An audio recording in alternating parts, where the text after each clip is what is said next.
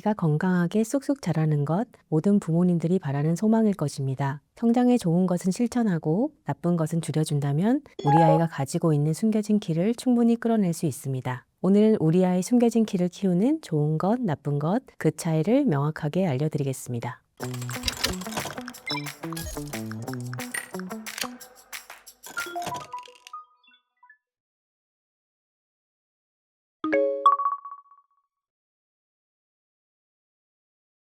1년성 쌍둥이는 환경이 달라도 키가 거의 같다. 그러니까 키는 유전이 100%다. 이런 이야기를 들어보신 적이 있을 것입니다. 하지만 실제 연구 결과는 조금 다릅니다. 세계 8개국 약 3만 명의 쌍둥이를 분석한 연구에 따르면 일란성 쌍둥이의 키 상관성은 약 0.84에서 0.94였습니다. 즉 유전의 영향은 매우 크지만 100%는 아니다. 환경도 적지 않은 영향을 미친다는 의미입니다. 여러 연구에서 성인 키는 유전 80%, 환경 20% 정도의 영향을 받는 것으로 알려져 있습니다. 그렇다면 우리 아이가 어느 정도까지 클 수 있는지 유전적 성장 잠재력을 확인하는 방법으로 중간 부모 키 계산법이 있습니다. 부모님 두 분 키의 평균에서 남아는 6.5cm를 더하고 여아는 6.5cm를 빼는 것으로 중간 부모 키를 기준으로 플러스 마이너스 10cm의 범위를 표적키라고 하며 질환 없이 건강하게 자랄 때 도달 가능한 키의 범위를 의미합니다. 예를 들어 아버지가 175cm, 어머니가 160cm라면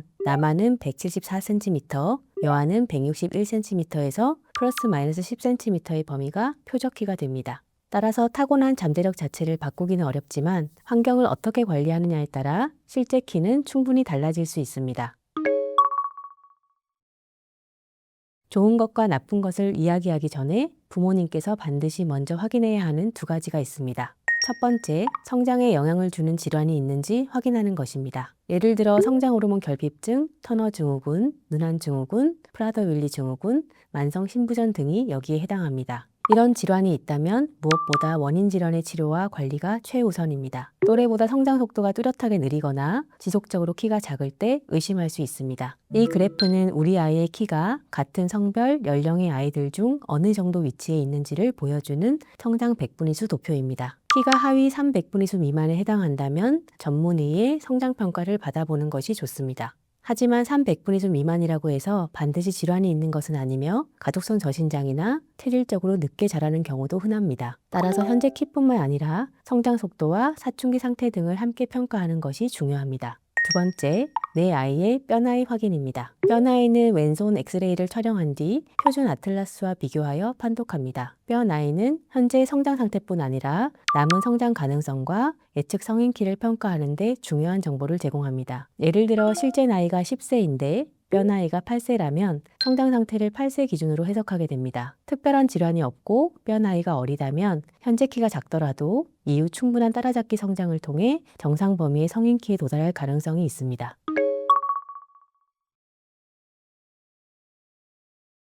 내 아이 성장에 좋은 것, 첫 번째는 바른 식습관입니다. 요즘 아이들은 늦은 학원 시간, 혼밥, 간식 위주 식습관 등으로 영양 불균형과 비만에 쉽게 노출됩니다. 특히 비만은 성장을 방해할 수 있는 중요한 요인입니다. 과도한 체지방은 사춘기 시기를 앞당길 수 있으며 이에 따라 성호르몬 노출 시기가 빨라져 성장판이 예상보다 일찍 닫힐 가능성이 있습니다. 비만 여부는 연령, 성별, 체질량 지수의 백분위수로 판단합니다. 체질량 지수란 체중을 키의 제곱으로 나눈 값으로 인터넷에서도 체질량 지수 계산기를 검색하시면 쉽게 확인하실 수 있습니다. 체질량 지수가 85 백분위수 이상이면 과체중, 95 백분위수 이상이면 비만으로 판단합니다. 우리 아이가 과체중이나 비만에 해당한다면 반드시 식습관 교정이 필요합니다. 그렇다면 좋은 식습관은 어떤 걸까요? 하루 3끼 필요한 영양소를 골고루 적정량 섭취하는 것입니다. 이를 위해 아이에게 필요한 식품들을 다음 6가지 그룹으로 나눌 수 있습니다. 지금 보시는 표는 각 식품군에서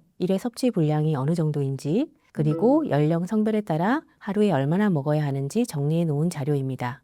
표에서 아이의 연령과 성별에 맞는 1회 분량과 횟수를 참고하실 수 있습니다.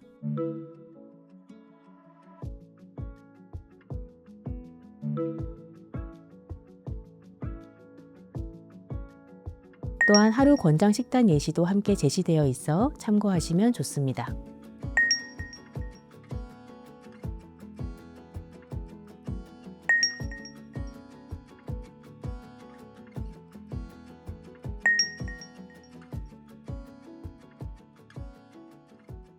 그리고 성장기에 반드시 챙겨야 할 대표적인 영양소는 칼슘과 비타민 D입니다. 칼슘은 뼈를 만들고 근육과 신경이 제대로 기능할 수 있도록 도와주는 중요한 영양소입니다. 성장기에는 최대 골밀도를 형성하는 시기이기 때문에 칼슘을 충분히 섭취하는 것이 중요합니다. 연령별 칼슘 권장량과 식품별 칼슘 함유량은 다음 표와 같습니다.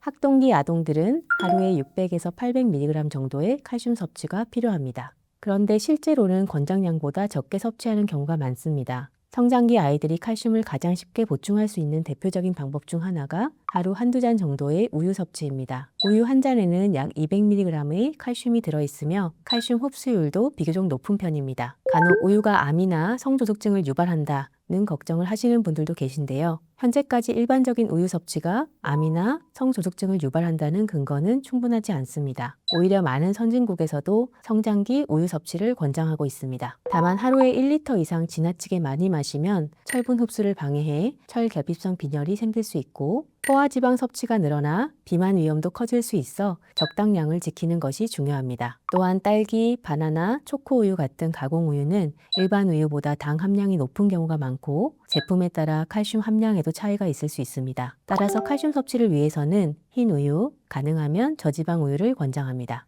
칼슘을 영양제로 보충하는 것은 어떤지 물어보시는 보호자분들도 계십니다. 아이가 음식으로 충분히 섭취하는 것은 문제없지만 영양제로 보충할 때는 과잉 섭취에 주의해야 합니다. 칼슘은 과도하게 섭취하면 변비나 신장 결석 위험이 증가할 수 있어 권장량 범위 내에서 섭취하는 것이 중요합니다. 유당 불내증이 있어 우유를 잘 마시지 못하는 아이라면 칼슘제를 적절히 활용하는 것이 도움이 될 수 있습니다. 다만 칼슘제를 복용할 때 변비나 소화불량 같은 위장관 증상을 호소하는 경우가 종종 있어 주의가 필요합니다. 또 한 가지, 짠 음식이나 커피, 콜라 등의 카페인 음료는 칼슘 배출을 증가시킬 수 있기 때문에 가능하면 줄이는 것이 좋습니다. 칼슘을 충분히 섭취하려면 비타민 D도 꼭 함께 신경 써야 합니다. 비타민 D는 햇볕을 쬐면 피부에서 만들어지고 일부 음식으로 섭취할 수 있는데요. 국내 소아청소년에서는 비타민 D 부족이 매우 흔한 것으로 보고되고 있습니다. 최근에는 실내 생활 증가로 인해서 학동기와 청소년에서 하루 600에서 1000IU 정도의 비타민 D 보충이 권고되는 경우가 많습니다.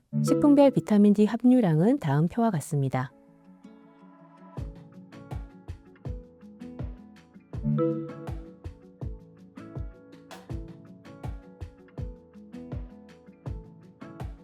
비타민 D는 청소년기에 하루 1600에서 4000IU 이하로 섭취하는 것이 안전 기준으로 알려져 있습니다. 혈중 비타민 D 농도는 30나노g/ml 이상이면 충분한 상태로 평가하며 적어도 20나노g/ml 이상 유지하는 것이 좋습니다. 반대로 100나노g/ml 이상으로 지나치게 높아지면 식욕 부진, 피로, 변비, 심한 경우 신장 기능 저하 같은 문제가 생길 수 있습니다. 보호자분들께서 아이가 잘 안 먹으니 비타민 D를 주사로 맞으면 안 되냐고 물어보시는 경우도 많은데요. 비타민 D 주사는 10만에서 20만 IU의 고용량을 한 번에 투여하게 되어 아이 몸에 부담이 될 수 있습니다. 비타민 D 주사는 특정 상황에서는 필요할 수 있지만 대부분의 소아청소년에서는 경구 복용이 우선 권장됩니다. 급성장하는 청소년기에는 철분과 아연 같은 미량 영양소의 필요량도 함께 증가합니다. 철분이나 일부 미량 영양소는 실제 부족 여부를 평가한 뒤 필요한 경우에만 보충하는 것이 바람직합니다. 또한 성분이나 함량 표시가 불명확한 제품,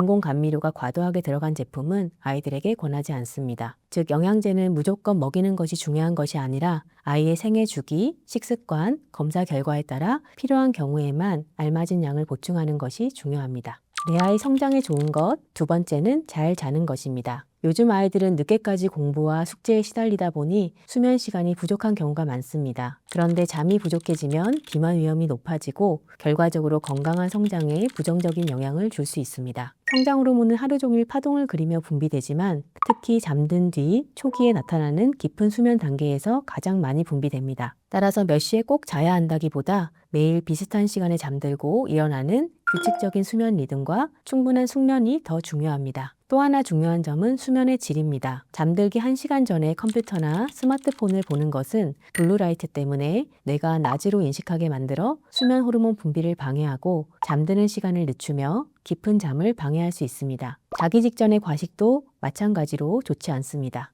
소화 활동이 활발해져 숙면을 방해할 수 있기 때문입니다. 내 아이 성장에 좋은 것, 세 번째는 시체 활동입니다. 운동을 하면 뼈와 근육에 적절한 자극이 전달되어 건강한 성장과 골격계 발달에 도움이 될 수 있습니다. 또 규칙적인 운동은 적절한 체중을 유지하는 데 도움이 되고 비만을 예방하여 성저숙증의 위험을 줄일 수 있습니다. 또한 운동은 수면의 질을 높여 건강한 성장에 도움이 되며 성취감과 자신감을 키워주어 정서적으로도 긍정적인 영향을 줄 수 있습니다. 다만 주의할 점은 잠자기 직전에 운동을 하면 몸이 각성되어 숙면을 방해할 수 있으므로 잠들기 한두 시간 전에는 운동을 마치는 것이 좋습니다. 또한 미세먼지가 심하거나 환기가 잘 되지 않는 환경에서는 장시간 운동을 피하는 것이 좋습니다. 그렇다면 운동은 얼마나 어떻게 하는 것이 좋을까요? 소아청소년은 하루 60분 이상, 중등도 이상의 신체 활동을 하는 것이 권장됩니다. 유산소 운동을 기본으로 하고 주 3일 이상 근력 및 뼈 강화 운동을 함께 하는 것이 좋습니다. 유산소 운동으로는 달리기, 줄넘기, 댄스, 축구, 농구 등이 있고 근력 운동으로는 기구 운동, 팔굽혀펴기, 철봉 매달리기 등이 있습니다. 무엇보다 중요한 것은 운동의 종류보다 꾸준히 하는 것입니다. 아이의 연령에 맞고 흥미를 느낄 수 있는 운동을 선택해서 지속할 수 있도록 도와주는 것이 중요합니다.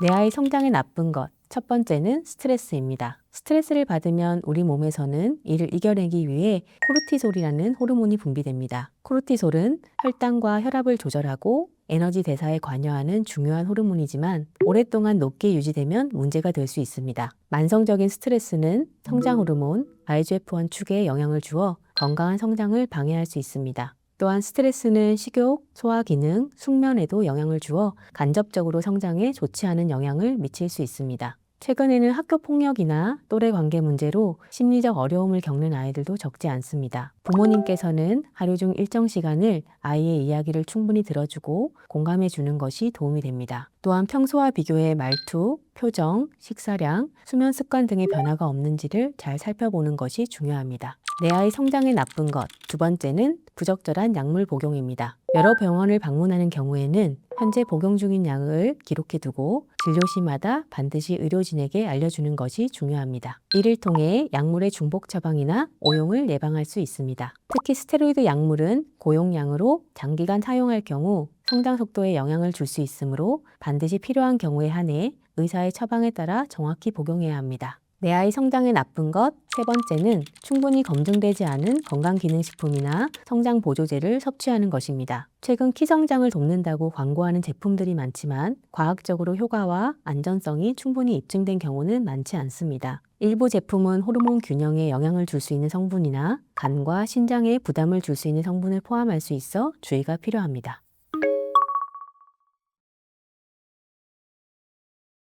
앞서 말씀드린 내용 외에도 부모님들께서 자주 하시는 질문이 있습니다. 첫째는 키를 크게 해주는 영양제가 있나요? 입니다. 결론적으로 특정 영양소가 부족하지 않은 상태에서 추가로 섭취하더라도 성장에 대한 효과는 제한적입니다. 영양제를 과도하게 섭취할 경우 부작용의 위험이 있으므로 기본적으로는 균형 잡힌 식사를 하는 것이 중요하며 필요한 경우에는 진료와 검사 결과를 바탕으로 부족 여부를 평가한 뒤 보충하는 것이 바람직합니다. 두 번째는 성장호르몬 주사가 도움이 되나요? 입니다. 성장호르몬 결핍증이 있는 경우에는 성장호르몬 치료가 성장에 도움이 됩니다. 또한 만성신부전, 터너증후군, 윤환증후군, 프라더-윌리 증후군, 작게 태어난 아이 등 일부 질환에서도 적응증에 따라 치료를 받을 수 있습니다. 하지만 성장 호르몬이 정상적으로 분비되는 아이에서는 치료 효과와 위험성을 충분히 고려해 신중하게 결정해야 합니다. 혈당 상승, 기존 척추측만증의 진행, 갑선성 기능 변화 등의 부작용 가능성이 있습니다. 또한 성장판이 거의 닫힌 이후에는 기대 효과가 제한적이며